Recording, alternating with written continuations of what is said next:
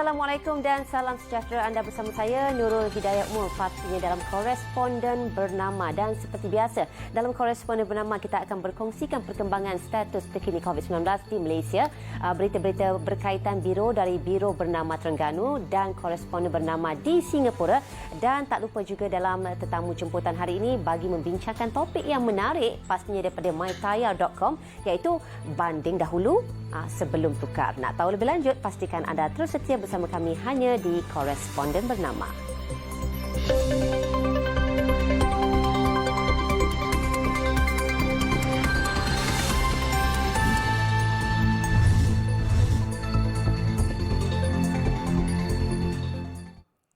Seperti biasa, kita mulakan Koresponden Bernama dengan melihat dahulu perkembangan status terkini COVID-19 di Malaysia setakat semalam 24 Mac 2021, di mana kes baharu positif dilaporkan sebanyak 1,268, di mana 5 daripadanya merupakan kes import dan selebihnya merupakan kes penularan tempatan, sekaligus menjadikan jumlah positif sebanyak 336,808 kes.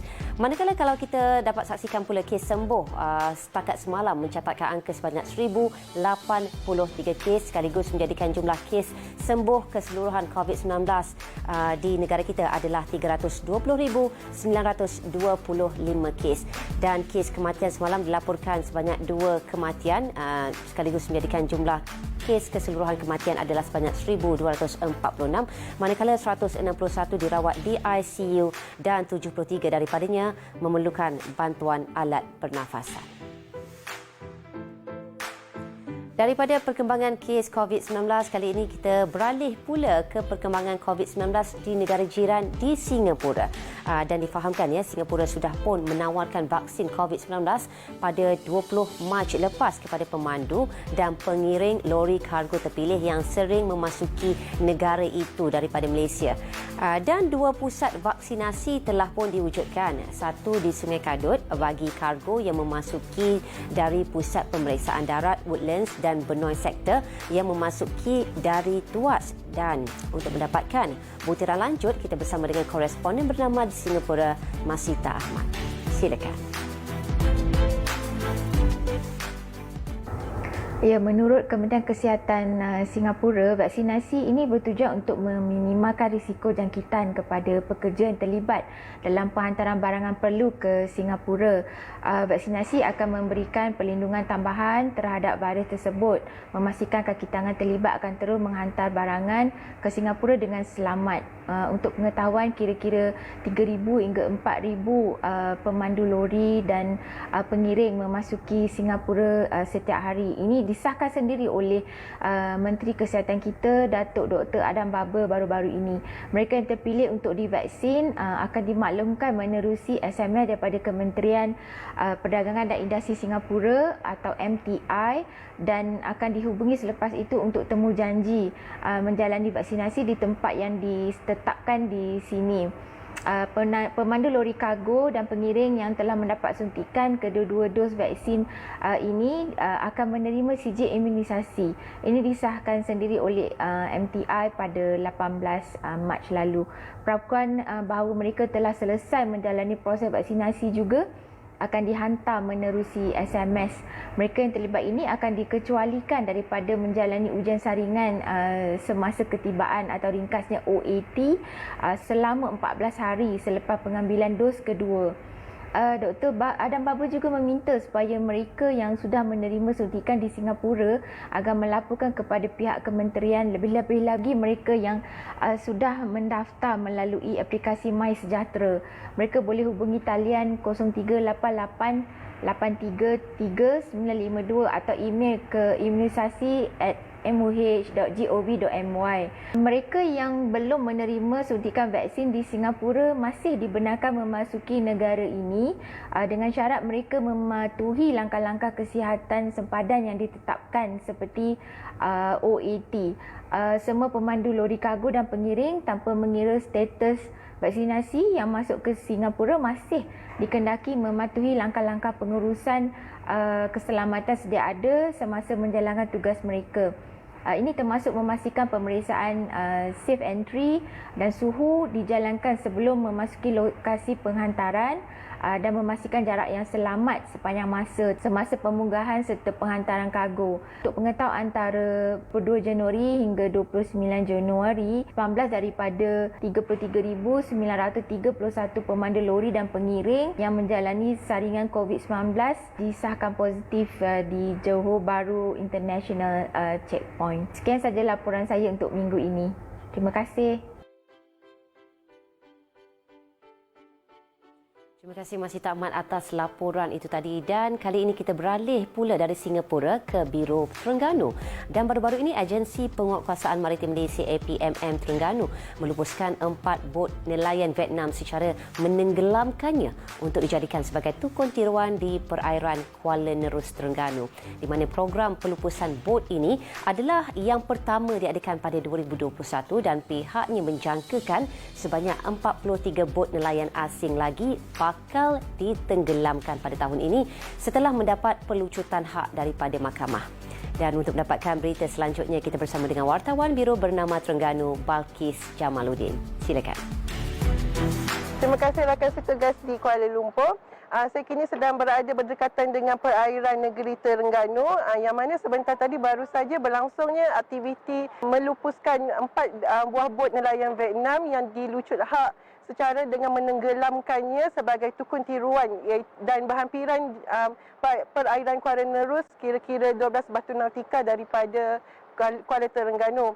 Menurut Pengarah Maritim Negeri Terengganu iaitu Kapten Maritim Muhammad Sufi Muhammad Ramli, kesemua bot-bot tersebut adalah bot nelayan asing Vietnam telah dilucut hak oleh mahkamah sepanjang tahun 2019 kerana telah menceroboh dan menangkap ikan di perairan negara. Dan kesemua bot-bot ini telah ditangkap atau ditahan melalui Ops Niaga Barat dan Ops Iman yang dilaksanakan sepanjang tahun 2018 dan 2019.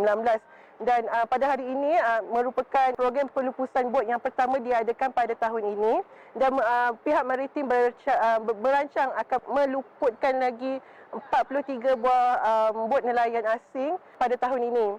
Dan menurut Kapten Muhammad Sufi lagi, sehingga 31 Disember 2020 sebanyak 99 buah bot telah ditenggelamkan sebagai tukun tiruan sepanjang perairan yang di Terengganu ini. Dan menurut Kapten Muhammad Sufi, kaedah penenggelaman sebagai tukun merupakan inisiatif dalam memelihara dan menggalakkan biodiversiti marine serta ia merupakan simbolik kepada keseriusan maritim Malaysia dalam mengekang kebanjiran nelayan asing ke perairan negara. Dan pendekatan ini juga dilihat sebagai isyarat tegas kerajaan dalam memelihara kedaulatan perairan negara dan memastikan sumber perikanan terus terpelihara daripada dirompak oleh nelayan asing. Dan aktiviti pada hari ini turut mendapat kerjasama daripada beberapa agensi berkaitan seperti Jabatan Perikanan dan juga Jabatan Laut Malaysia. Sekian dahulu daripada saya, kembali ke rakan setugas di Kuala Lumpur. Terima kasih.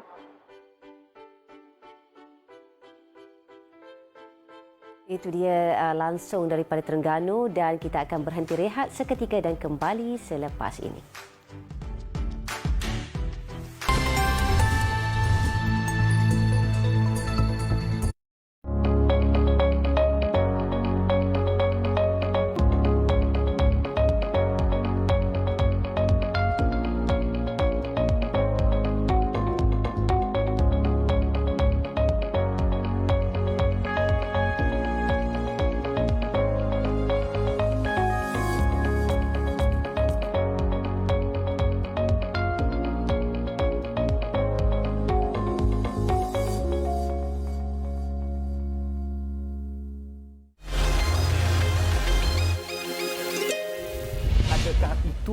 Maksud ordinan darurat untuk digunakan tanpa batas, ataupun ordinan darurat itu sendiri, doktor, ada kesan yang positif dalam kita menangani COVID-19? Okey, begini, jangan salah faham tentang ordinan darurat ya. Ordinan darurat ini akan terpakai dan kerajaan boleh menggubal ordinan tanpa perlu melalui proses pembuatan undang-undang biasa bagi mengawal sesuatu keadaan. Kalau pembuatan undang biasa kita ada banyak peringkat ya, tetapi bila kita ada ordinan darurat, kerajaan boleh membuat undang-undang serta-merta bergantung kepada kenapa perisytiharan itu dibuat. Dan kalau kita lihat, kerajaan menggunakan ordinan darurat ini bagi maksud untuk mendapatkan sumber dari pihak swasta. bukankah telah ada orang kata mesyuarat di antara pihak kerajaan dan juga hospital swasta bagi maksud mereka menggunakan sumber manusia, kepakaran doktor, jururawat dan kemudahan hospital swasta bagi merawat pesakit COVID. Jadi kerajaan menggunakan ordinans darurat ini sesuai dengan perisytiharannya untuk mengawal wabak COVID semata-mata.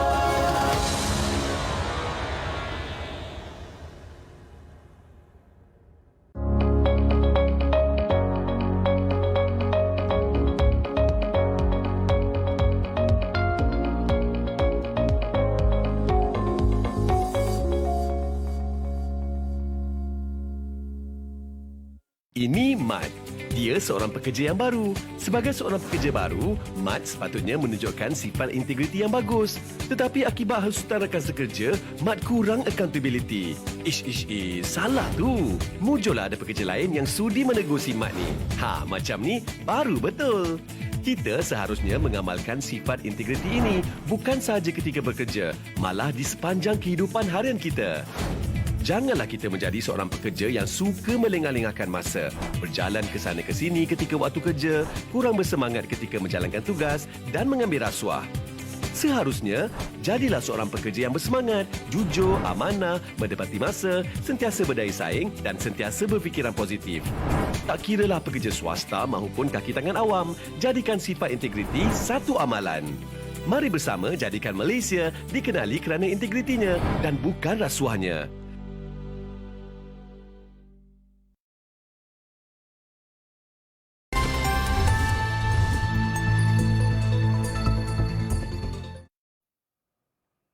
Bertemu kembali di Koresponden Bernama dan terima kasih di atas kesetiaan anda.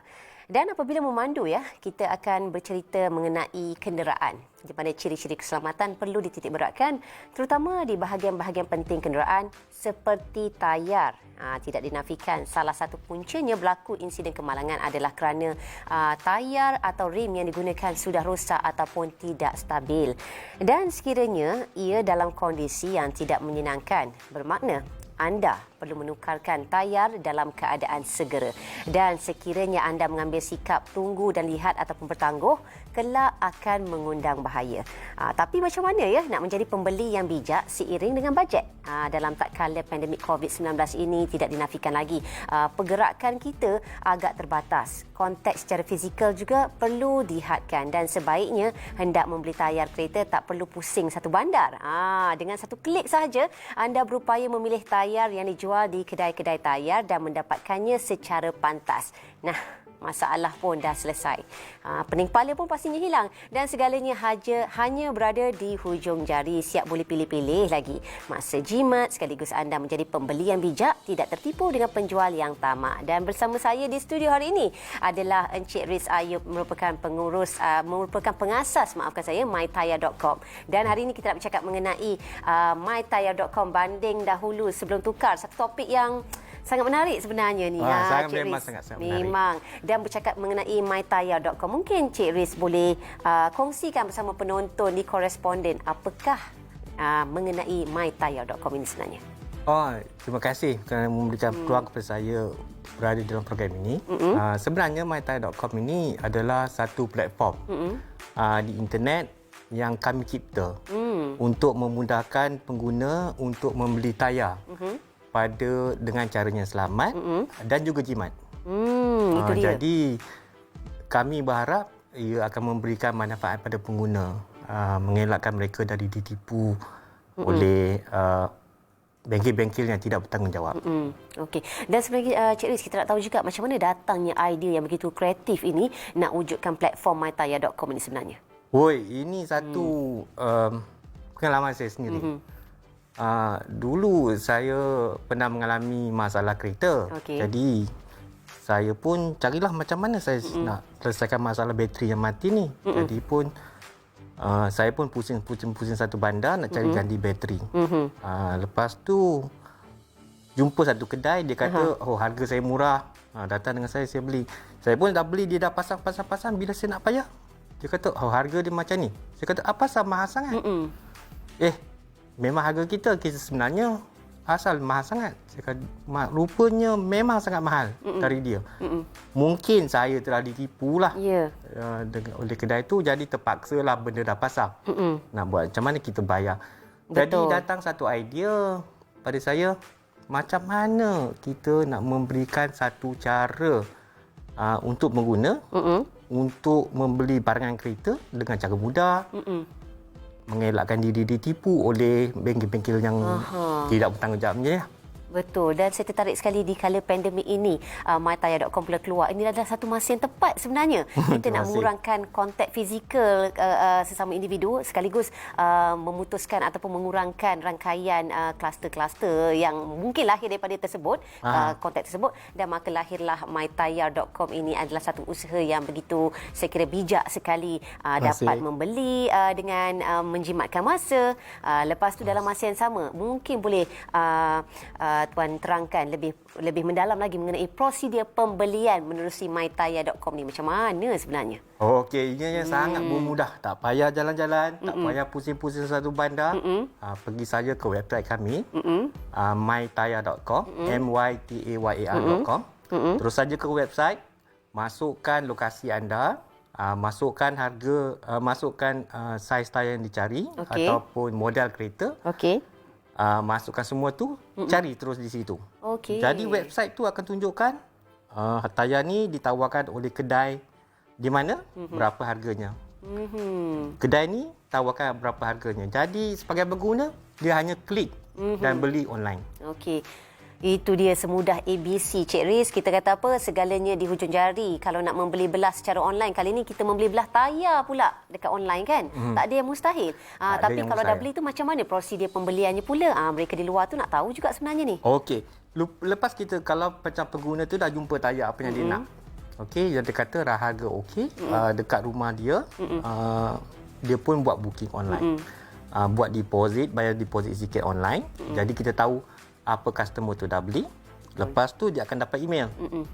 Kata sila pergi ke kedai ABC Sdn Bhd. Dia pun pergi, dah pasang tayar. Lepas dah pasang tayar tu, baru bayar balance dekat kedai.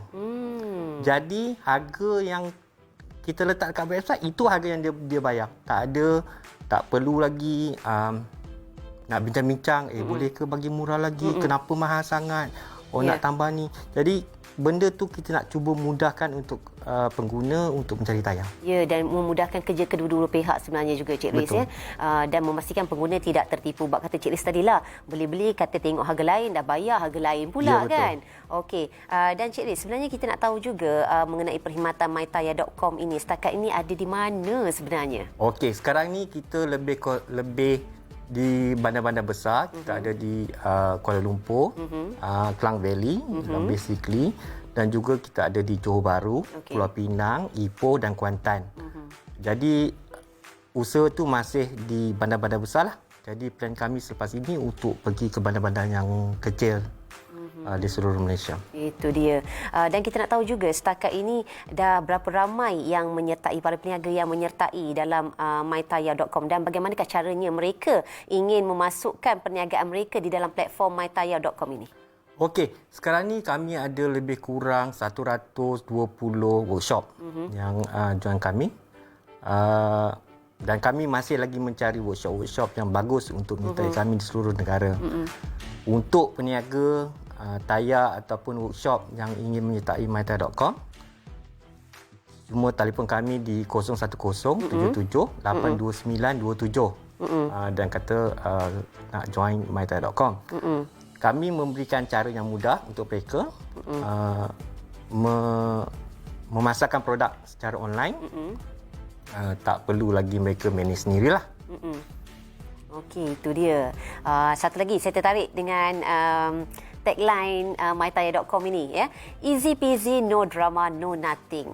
Itu dia kan. Senang sangat dengar tu, macam kata hujung jari je segalanya. Dan mungkin Cik Riz boleh kongsikan mengenai kelebihan apabila menggunakan servis daripada mytaya.com ini. Apakah kelainan yang membuatkan orang akan kata kalau dah cuba sekali akan terus berkali-kali selamanya kekal setia dengan mytaya.com ni? Okey.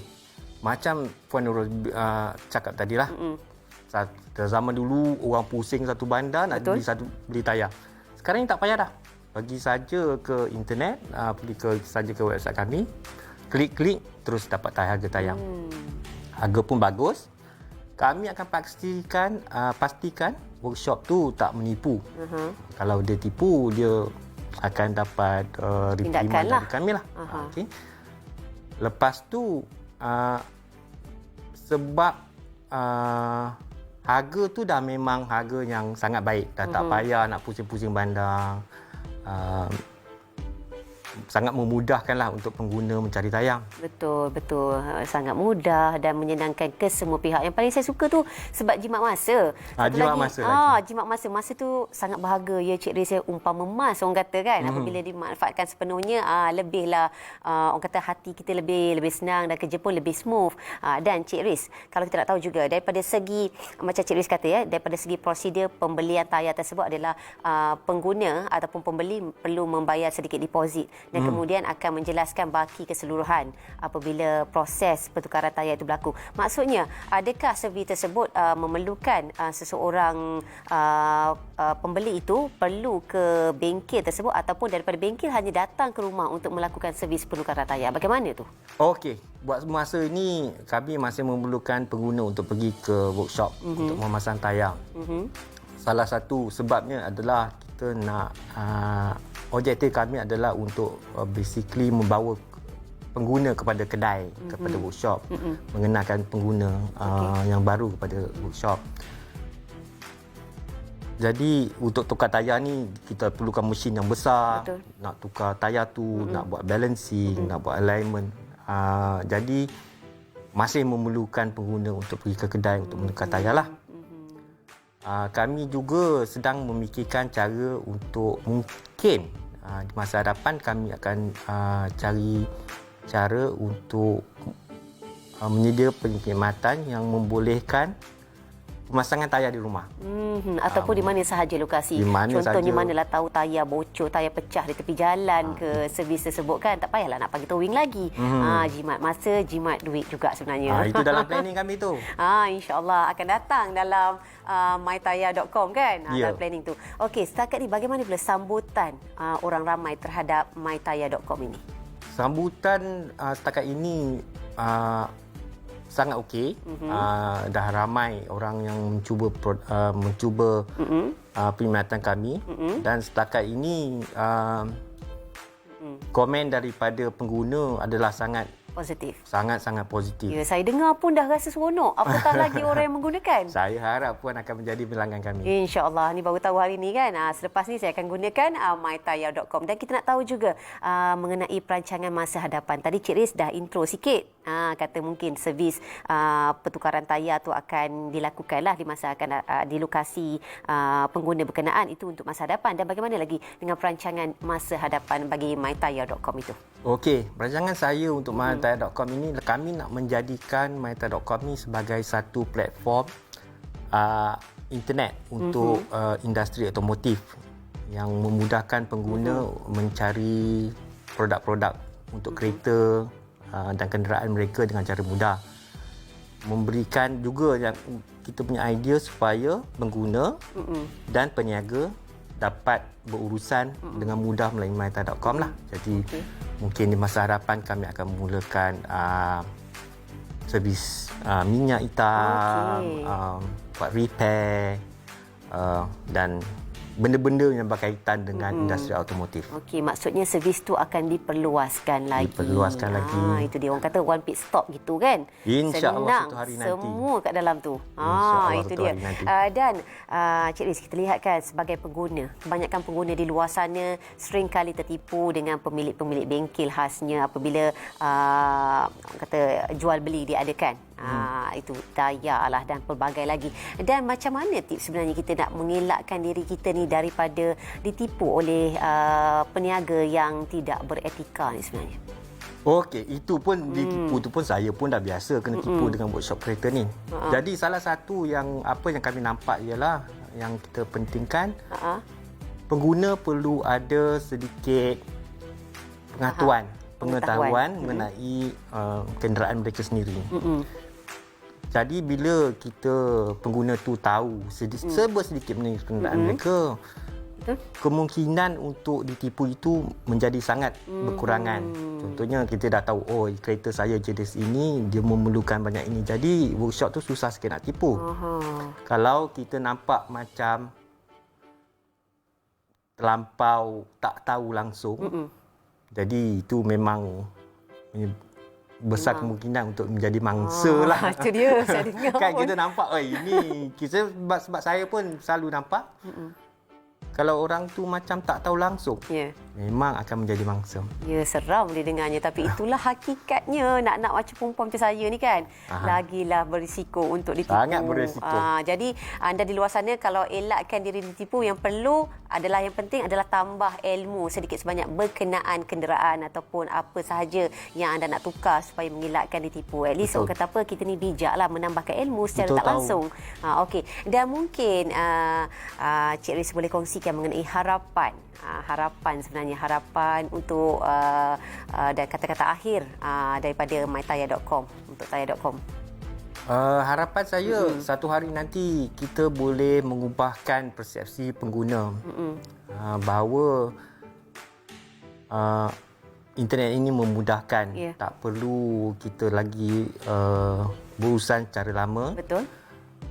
Internet ini akan memudahkan. Akan ada orang yang akan menjadi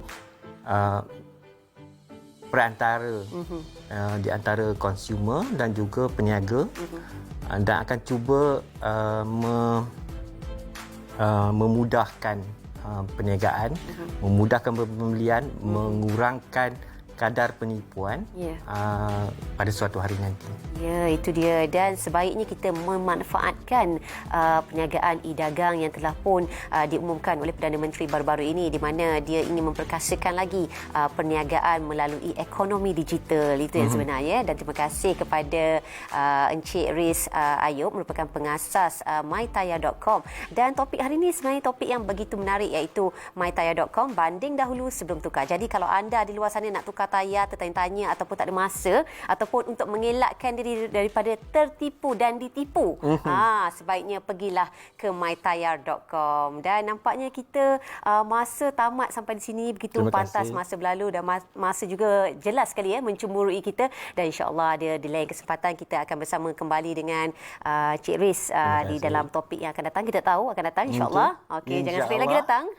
Dan semoga ianya memberi manfaat dan juga perkongsian yang menarik kepada anda di luar sana, boleh jadikan sebagai panduan. Ingat kalau nak tukar tayar, pergi ke mytayar.com. Assalamualaikum. Bye-bye.